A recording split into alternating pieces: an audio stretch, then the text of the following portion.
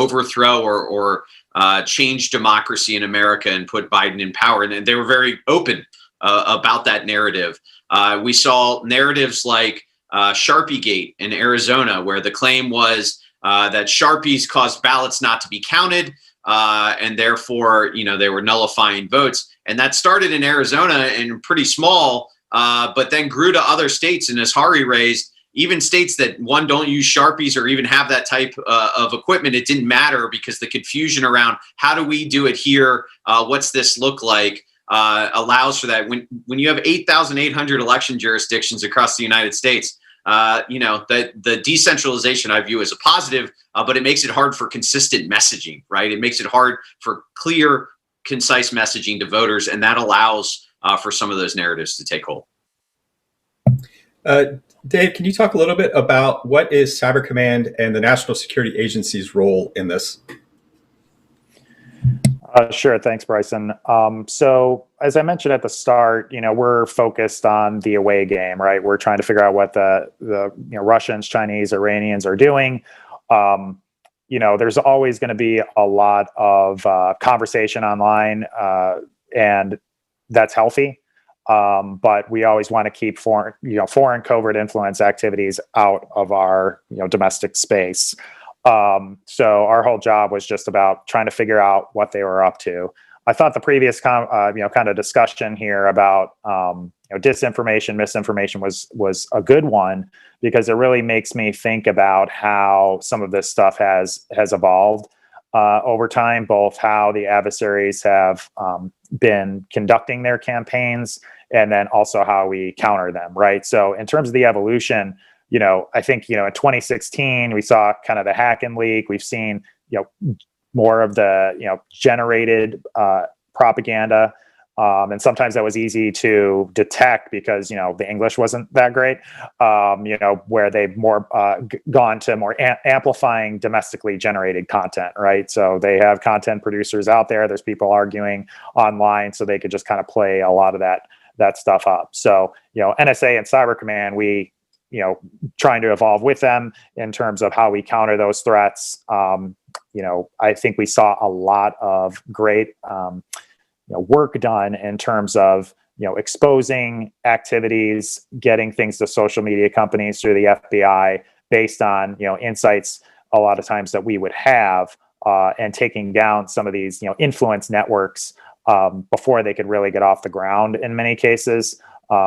Which is a great thing, right? We saw the IRA, again, people trying to move to more proxies, as I mentioned before, because they couldn't really get those troll networks set up like they were able to do in 2016, based on a lot of the great work by industry and the government. So, just getting those exposures out there and taking away the covert nature of the influence campaigns was a key strategy of ours and our focus, because once you can kind of expose the covert hand behind it, that helps, either the dismantling of it via the social media companies, or even just reducing some of the resonance where you can from their covert influence platforms, because people know the hidden hand behind it, which could be an intelligence service. So I'm actually going to go right back to you, Dave, to pull out even more on that, because one, can you explain to the listeners the significance of the Evronina memo that came out in August that was related to the work that your organizations were doing, as well as how does defend forward and persistent engagement tie into this?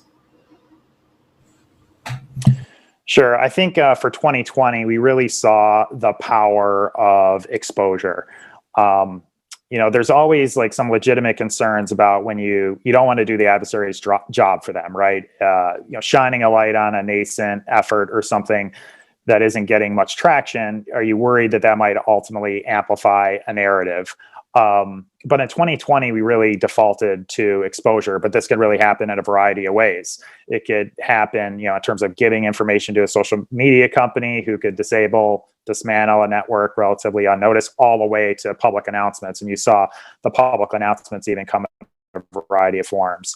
The ODNI putting out those threat announcements, they did a couple of those to try to outline, hey, here's what we're seeing, which is really kind of a new thing that we generally hadn't done in the past, all the way to with the Iranian threat that we had talked about earlier, an actual podium press event where someone was, we had the DNI, FBI director, DHS as the director out there saying, hey, we know about this.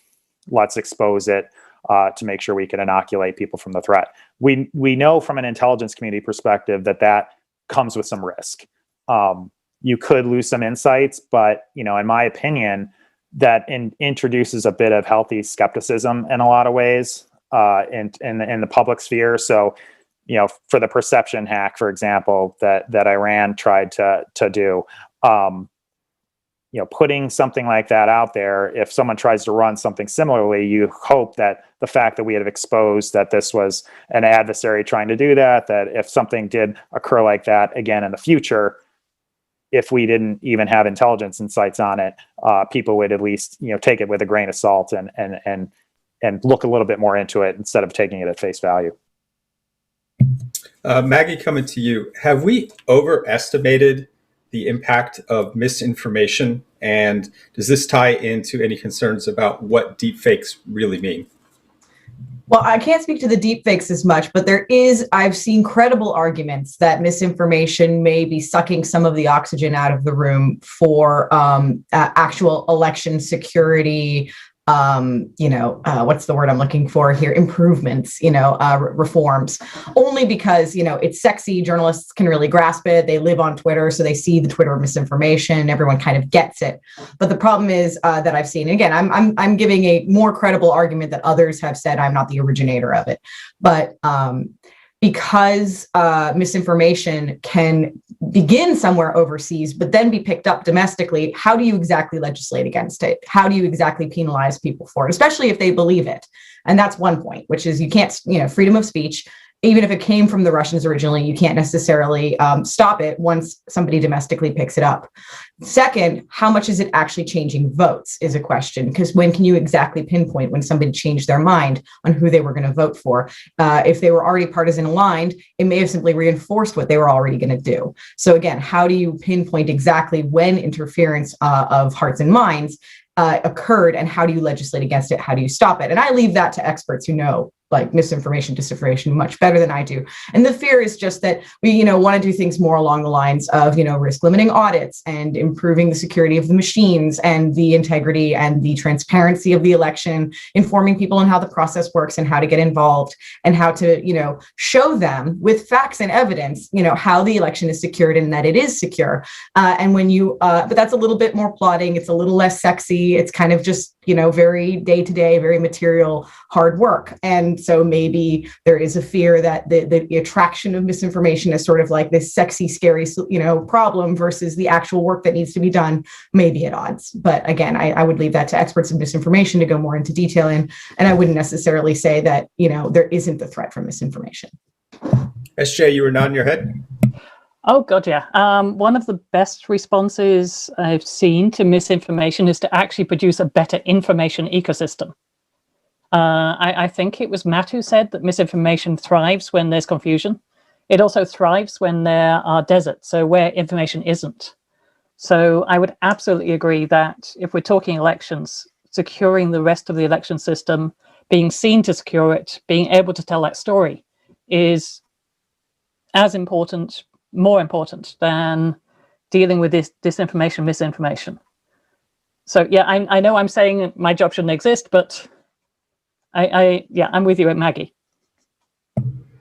Harri, what are your thoughts? I think you probably have a very visceral perspective based on where you grew up. You're on mute. Harri, you're on mute.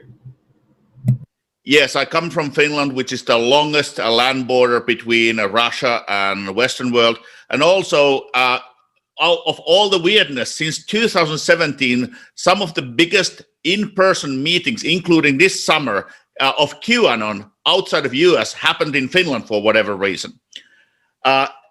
One thing what I think is important for us to understand is how Twitter is becoming more and more dinosaur. How the influence operations are more based on pictures and memes, and now evolving from memes to short videos.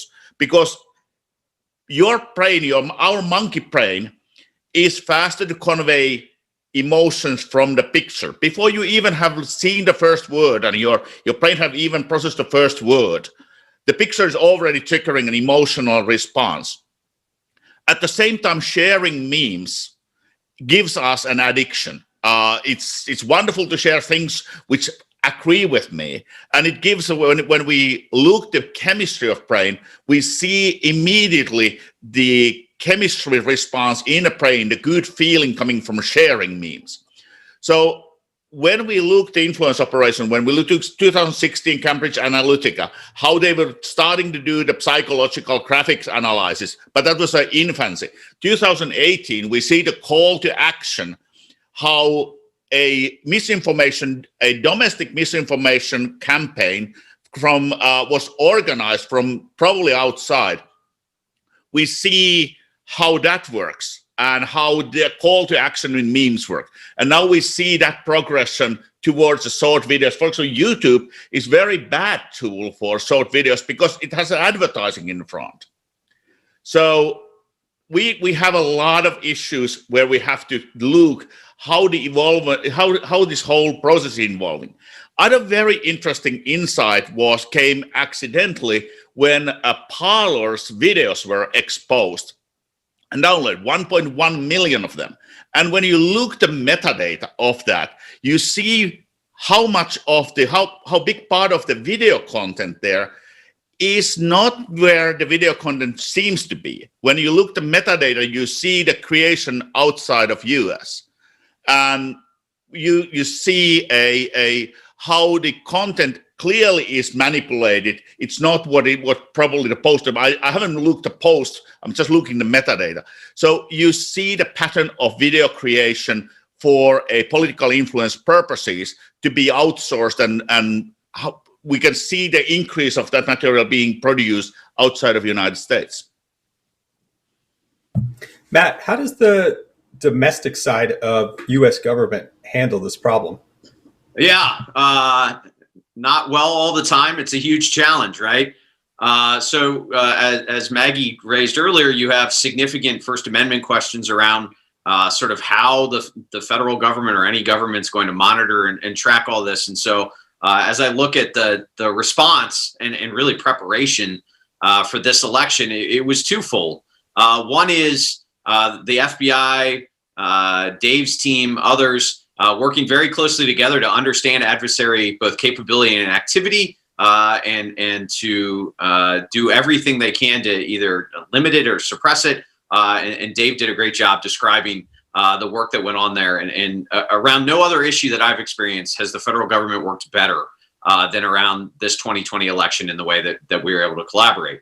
But then when you talk domestically, it becomes increasingly challenging. And so for us at CISA, our goal was to try to get out in front with factual information, amplifying trusted voices in communities like state and local election. We know people aren't going to believe the federal government when we sit there and say everything's fine. As a matter of fact, it probably makes things worse in many instances. But how do we empower state and local election officials? How do we empower citizens that are community leaders, particularly in targeted communities? We know that foreign interference was targeting, as has been mentioned, Hispanic-speaking populations, African-American populations, English as a second language populations. And so how do we empower people within those communities? And so we did everything we could to provide resources, information to basically pre-bunk what we thought were the most likely narratives, and then to work with the social media companies to red team out both the pre-messaging and response. And so the most public example of that was the rumor control page that CISA created. So CISA Rumor Control was created to provide facts about the elections process as disinformation was pushed. And it was actually created in response to the Iranian activity.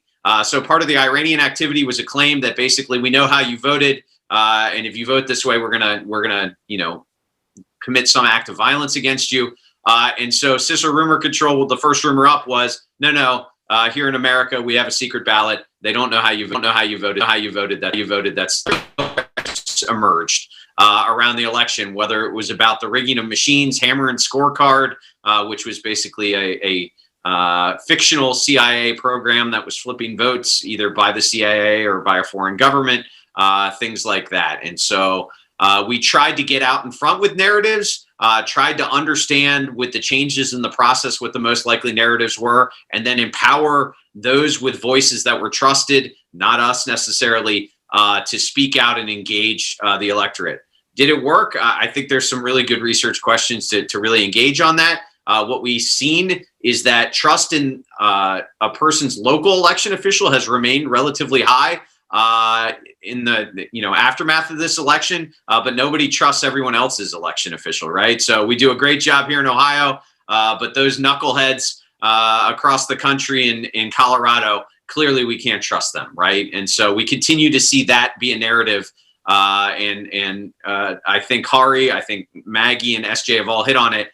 Evidence-based elections, greater transparency and evidence behind the entire process, not just post-election audits. But then the real challenge is making that understandable so that Americans really get what you're saying. And so like risk limiting audits are amazing. I think you're going to see an expansion in use of them.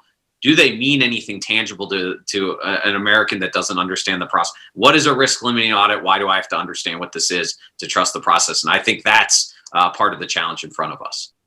Well, you served that right up on a tee for Harri. Yeah, one thing what I wanted to point out, because this is also a new trend, I believe, for 2020. And when we speak about English not being your first language, but also we saw operations, especially in Europe and South America, where relatives of US citizens are a people who are expats, but more people who are relatives to US citizens were targeted with political messages in hope that they will get back to the voters who live in the US and vote in the US. So this kind of a indirect influence operation, which clearly was organized, I don't think that was in 2016 and 2018 in any meaningful role outside of UK. So again, the adversaries are getting better and better also in building their databases, to finding out who to contact and trick and fine-tuning their message and the way they run a silent operation, indirect operations. SJ, I think you have something to add to that? I was going to say that actually China's done that for a very long time. So indirect operations. So it's interesting to watch the big players learn from each other. So one thing I think we need to do is to make it faster and easier for all of the different groups that are operating to learn from each other too. So that's another question. That's another piece. And yeah, Matt, you had your hand up. Yep. Just a couple things. I'll try to address Carl's question too in the midst of this. But I think Harri raises a fair and good point, and SJ's right. China has been part of the Chinese playbook for a while, right? But in this case, and I don't want to delve too far off the topic. In this case, I'll share my view that I don't think it really mattered because the blue check marks domestically were driving the narrative exponentially faster than any kind of effort to influence, non-US based Americans or relatives or things like that. The reality is that the top 20 blue check marks that engaged in lies or whatever about this election drove the narratives, and you can watch it just skyrocket around it. And to Carl's question about how much of the foreign interference was around disenfranchisement, a little bit. I mean, that's a fair question. A little bit is how do you define disenfranchisement? So take the Iranian activity. The Iranian activity didn't tell people don't go vote, didn't tell people the wrong date to go vote on or something like that. What it tried to do is scare them about voting, right? So I would argue that's very much an attempt to disenfranchise, but really what they're trying to do is just crush confidence in the process and an understanding of it. Certainly we know narratives, particularly those targeting minority communities, African-American communities.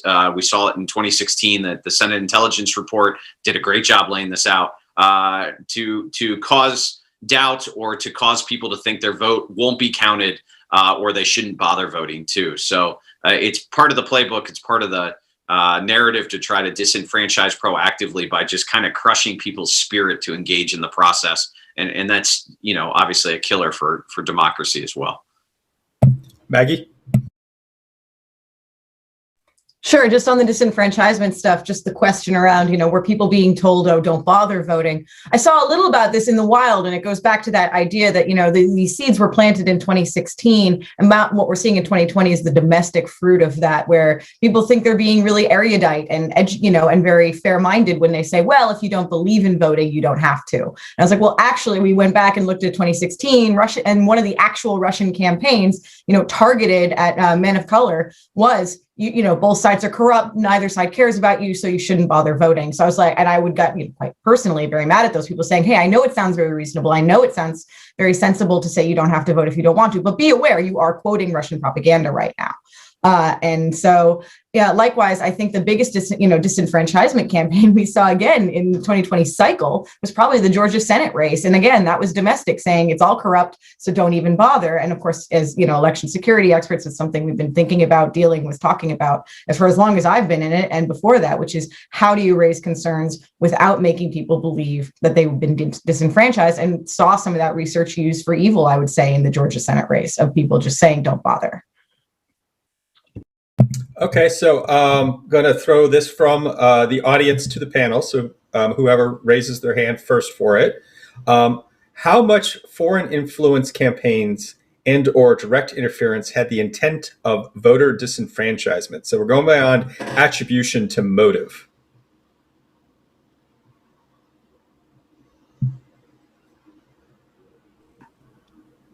I'll go first just because we just touched on it a little bit, but the using Russia, Iran, disenfranchisement essentially means trying to get someone not to vote, right? Whether that's direct, trying to tell them they're not registered or their vote won't count, or just trying to scare them, right? And so we certainly saw Iran do that. Russia, that's been part of the playbook, as Maggie just talked about, the domestic impact, and then just amplifying domestic messaging around your vote doesn't matter, your vote won't count, don't bother engaging, things like that. So it's part of the equation here for sure. Again, all with really the larger goal of just crushing confidence in the institutions, right? If you don't participate, your trust continues to drop, and it just spreads from there. Dave? Yeah, just to pivot on that a little bit based on what Matt said. I agree. I think the Iranian activity was an attempt at that in some level to at least make people doubt the integrity of the vote. From our perspective in the intelligence community, it's about trying to figure out the platforms, right? We don't start from content, but figuring out those platforms and mitigating those. I think, that was a stellar example, at least on the Iranian side, in terms of the speed and agility in which we were able to act. I think, just over 24 hours, we went from that activity popping up online to that, podium event where we were telling people the attribution. So, there's always going to be, amplification of a variety of narratives that we're going to see these adversaries do. But I think, I'm pretty proud, and we can take comfort that at least we're getting a lot better in terms of the speed in which we're able to act on those as a government. Harri, you're on mute again. Attribution is always very difficult, and one thing which is for me was maybe the fascinating wrong sense of word campaigns in this was the robocalling to inner cities, and the robocalling was tell if you go to vote, if you mail in your vote, your creditors will know where you live. Very interesting, very targeted message, and very much there was a element of very fine-tuning profiling in those robocallings. Again, even when that wasn't big impact in this election, the same way as the impact of influence operations outside of US to relatives weren't big, those are trending markers.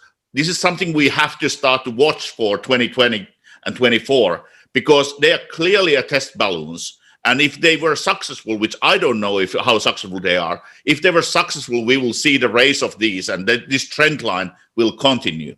So fine-tuning your information for a disfranchised operation clearly is underway.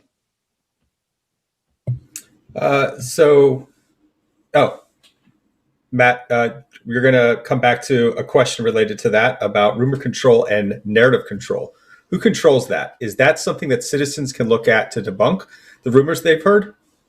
Yeah, 100% yes. So rumor control can be found still at CISA.gov/rumor control. Again, it was created and updated throughout, not just the election, pre-election and election day, but after election day, to provide facts around the various narratives that we saw spring up. We were working with state and local election officials, working with folks on the election partnership that Stanford led in order to provide facts to voters. Even more importantly, to me, the impact of rumor control was that state and local election officials then started creating their own FAQ or rumor control pages specific to their jurisdictions. So if you go look at the Nevada Secretary of State's website, if you look at the Michigan Secretary of State's website, Pennsylvania, they have their own FAQs and rumor control up now specific to the claims in their states. And they know the facts. They've pushed the facts out there broadly. Another good example is what Georgia did with Gabe Sterling, where they were holding daily, sometimes twice a day press conferences for Gabe to literally march through point by point what was being alleged and respond with facts about it. He looked like sort of the election version of John Madden, where he's breaking down video of the counting operation to show why, no, they're not pulling new ballots in. This is what's going on there. So election officials really did a good job responding to that. All of it's public. And I encourage folks not just to read it, but share it with people that they know have questions about this election. All right, SJ, coming to you, you've done some work related to this that can help our viewers at home get even more information with the AMIT framework. AMIT is just one of the things we do. So we do a lot of connecting people together. So one thing we've done is we have a map of all the groups we know of around the world, and we're looking for volunteer groups that people can join and help. One of those is the reality team. They produce counter narratives. So one thing you can do in the narrative space is not just fight the narratives you see, but produce counters and boost those counters. You could help just by boosting those. And one thing that has been wonderful about 2020, in amongst all of the terrible things, is that so many teams have appeared. So many teams who are working on not just looking at disinformation, influence operations, but on how they can actively counter. We've also seen some really interesting, strange ones, like the K-pop stans. But there are many ways. We found about 160 ways you could actually counter disinfo. And a lot of this is about connecting it together. AMIT, the AMIT family are behavior models. So we look at the techniques, there's TTP models that you see within a disinformation campaign. And every technique has a set of counters to it. We've got that listed up on our repos. So, and those two are first-class objects. So we have people like the guys behind the bad news game, Harmony Square, are using TTPs and counter TTPs to game out how you might respond and how you might continue to respond. Okay, I'll cede the floor. Harri? Yeah, we also send an open letter, over 50 experts in the computer security, cybersecurity, and election security, a statement stating that we have not seen credible evidence. And one of the reasons why we did that, more than one, I was one of the top 5, definitely, whose words were used in the operations against our will, taking our words, putting out of context, and using that as again, in disinformation campaigns. So there were multiple reasons why we put that letter out. One was to tackle the actual facts, but the other thing was to make certain that there is a clear statement with our name on, saying this is what is our opinion. If you see our opinion in other context, that context is falsely created. All right, so we're in the lightning round. We have 5 minutes left, and we have 5 panelists. So 1 minute each to you. Dave, I'm going to give you before wrap up. So I have 5 minutes before I go to the wrap up. All right, so we're still taking questions from the audience. All right. Now that awareness is finally high, what's the next stage of your effort on the topic? Me? So I'm working with the UN. We're building disinformation SOCs, hopefully with a chain of them around the world. We're also talking to a lot of other groups that need to be connected up. It's all about getting everybody joined up to get a collaborative joined up response. Harri, you had your hand up?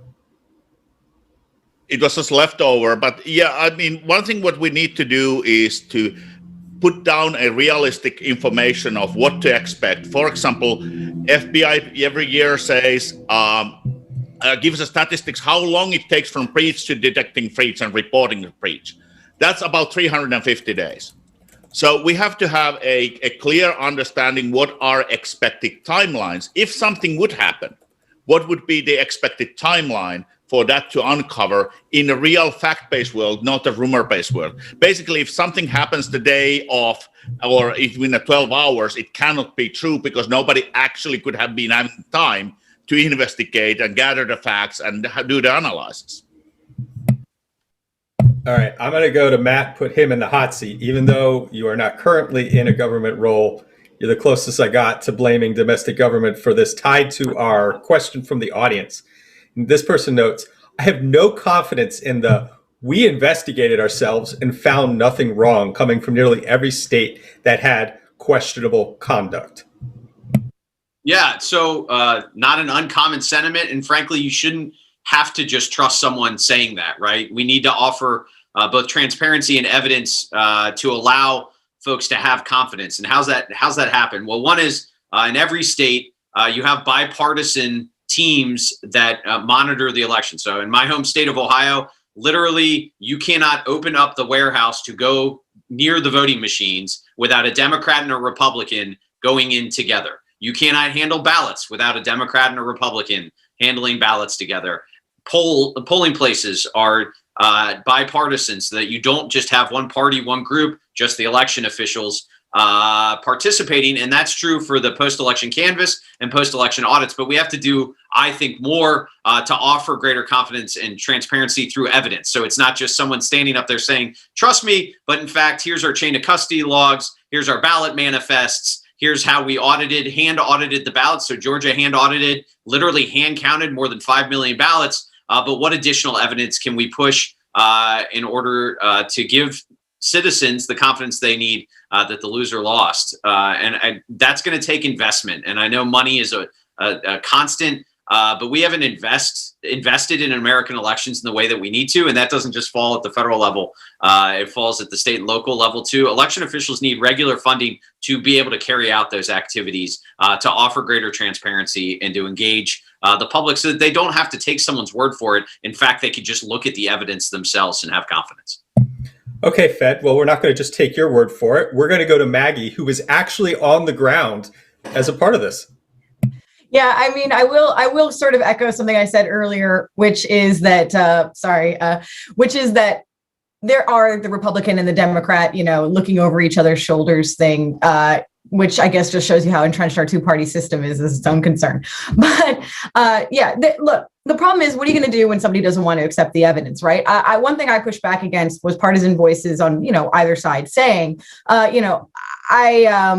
I don't think they should be questioning the results at all. And I don't agree with them on that. People have a right, candidates have a right to question the results. The thing is that once the results have been investigated insofar as they can be, for example, with multiple recounts, you got to step back at that point. And of course, there's a temptation to want to believe that you were robbed. We've had that since elections were created. Everybody wants to believe that their side lost through something went wrong, that there's something nefarious going on, and the instinct must be countered. And you have to, as a responsible adult in the room, say, it's been investigated as much as it can be. Yes, it hurts, but we have to accept the loss and move on. And that is the peaceful transition of power, as Harri said, and that is what democracy actually is.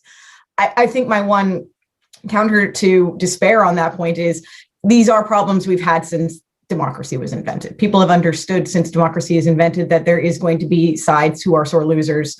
And as dark as like this last election may have seemed, it's not the first time that this has happened in the US. This isn't the first time there's been violence or that there's been people who are unhappy. And a lot of the processes we have in place are because of those in the past. So I would say that we it's going to be tough to get people back on evidence-based. It'll be certainly helped if the top and the candidates get involved again too in saying, yes, we lost, but we have to move on.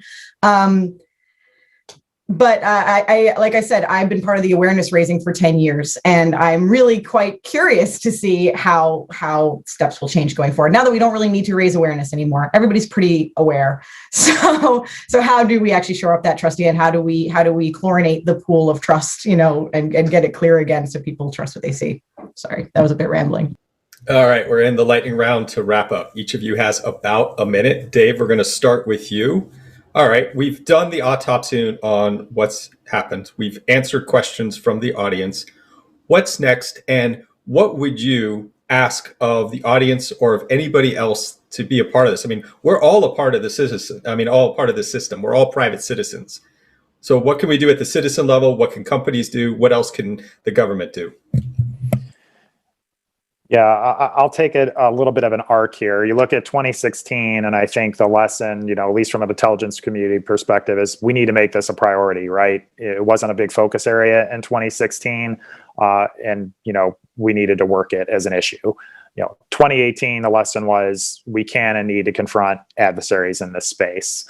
And then in 2020, it's all about this is an enduring mission. From my perspective, the NSA and Cyber Command partnership grew tremendously. We had the Russia Small Group in 2018. We scaled that significantly for 2020. Did a lot together, both in our election security group and also with all of our interagency partners. The engagement with the private sector was robust. Those industries have become major players in the game, and that's huge. And really the power of those partnerships and layering actions against adversaries was a big lesson for 2020 that needs to carry forward, right? It's not just about cyber effects operations, but using that plus sanctions, which we saw law enforcement actions with FBI, industry takedowns, exposure of cyber tools to really, lift all boats, so to speak, in terms of our defensive nature. The election topic, it's really a subtopic for the adversaries when it comes to influence and cyber activity. Their influence continues, their covert influence campaigns continue, their cyber activities continue. So this isn't a pick it up every 2 years effort. So the focus is going to remain on our side. And I would say in terms of what should the public or others do, the focus needs to remain there. I think Matt can talk to this a little bit more, but if you know anything about procurement of systems, updating of systems, finding bugs in voting machine software, doing it the year of an election, it's kind of hard to implement those fixes in time, right? You need to have a very robust effort. In an ongoing nature. So I'd say people need to remain engaged in this space. We certainly will in the intelligence community and beyond. SJ? So from the disinformation side of things, disinformation thrives in damaged communities, and the US is a very damaged community, has been for longer than people would like to think. So the answer is to take a very hard look at those fractures in societies. Don't let people get away with it, but start the reconnection, start the rebuilding, start becoming the country that people want it to be. And repair so it's less easy to attack. Harri?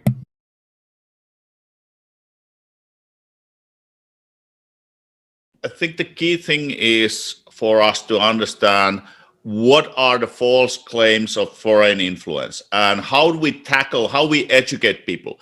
We also gazillion times a doctored, partially edited videos where people are scanning the same deck of ballots again. I don't think ever before you would have needed to explain that is actually how that goddamn system works. It's not good system, but that's how it works. That's how you clear a paper jam in this particular system. Or when the claims came from a server in Frankfurt or whatnot, and there were explanations and videos. The explanation is, well, that's how the content delivery network is working. That's the supplier, nothing to do with anything else. So we have to tackle facts with the facts for those who facts actually matter.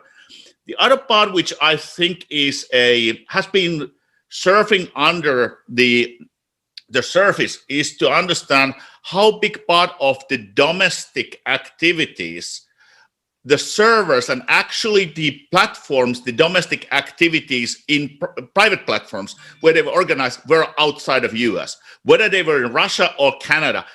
Canada actually has been a major hosting place for a lot of the sites which were used by domestic groups to coordinate their efforts. Again, that means that those activities in Canada probably won't be that much manipulated by foreign adversary directly. In case of Russia, it's anyone's guess. So we have to really get a better granularity when we look. Attribution always in cyber is the most difficult thing, and reliable attribution. But we have to tackle fact with the facts for those who fact matters, but also get better understanding and better hold and better information flow of activities which are claimed to be foreign when they are not, and activities which we claim to be domestic when which are not, which are actually supported by foreign platforms or foreign activities. Maggie?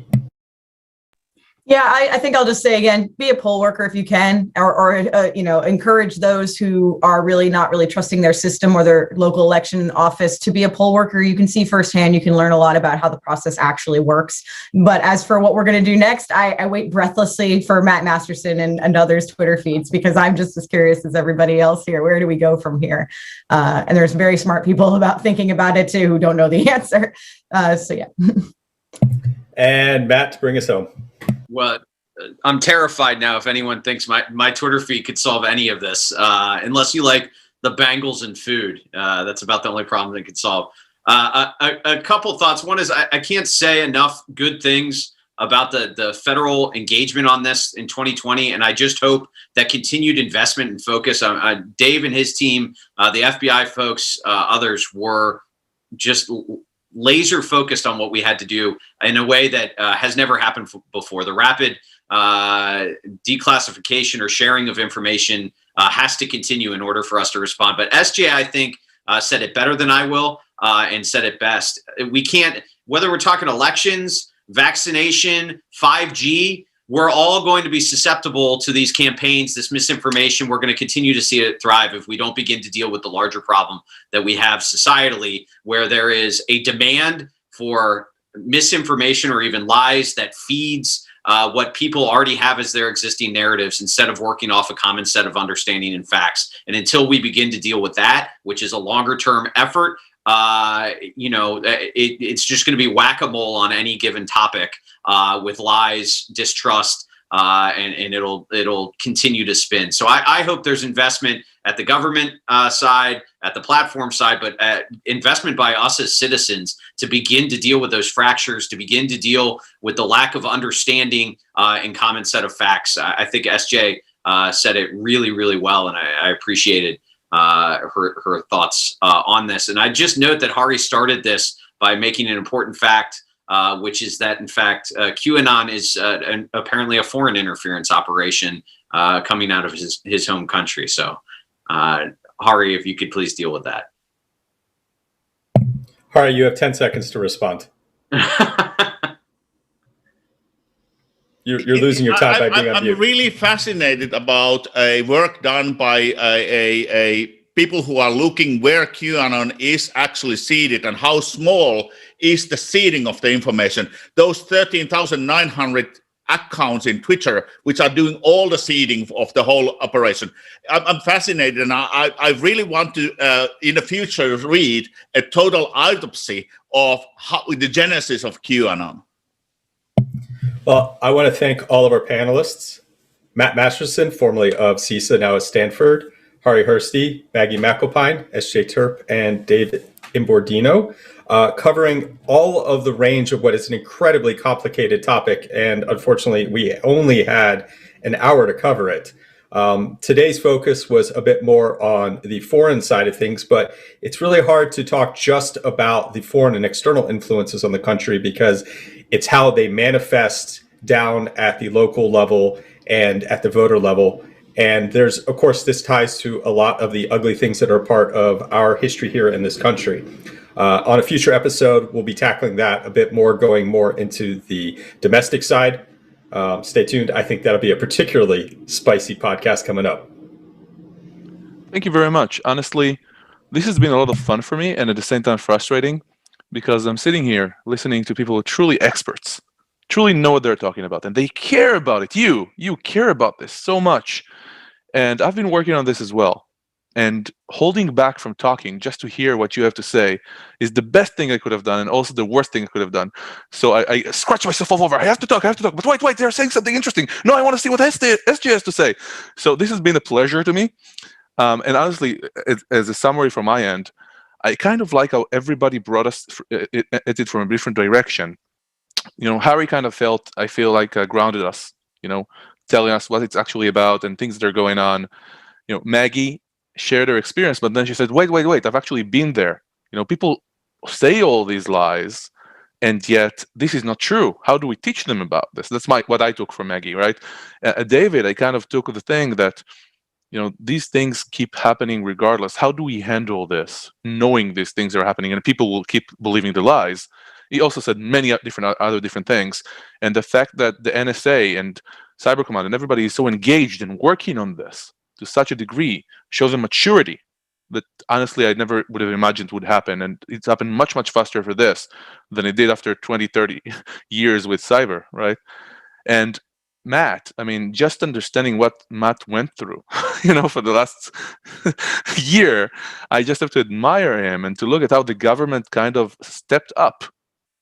And that's not something I would have expected to see. And Matt was there leading the way, and just the appreciation. I can't even explain how to even start. And SJ, coming, all the work on Amit, and now working on policy level documentation for organizations, which I'm personally excited about because of my own work, which I will not pitch right at this second.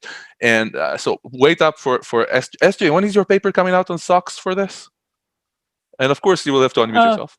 God, it's been out next week for a while now. So that's the same as saying, when is Iran going to be able to produce nuclear weapons, or when are we going to? It's always 5 years. So for you, it's a week. I'm game for that. It's in production now. It'll come out eventually. Awesome. And of course, Bryson, you're an extremely experienced moderator, but I'm just, you're also a friend. So I appreciate, even though you look like Gandalf now with that beard, I still appreciate you. And I appreciate what you putting, this together. And lastly, Carl, who does not like to get the credit for organizing this show.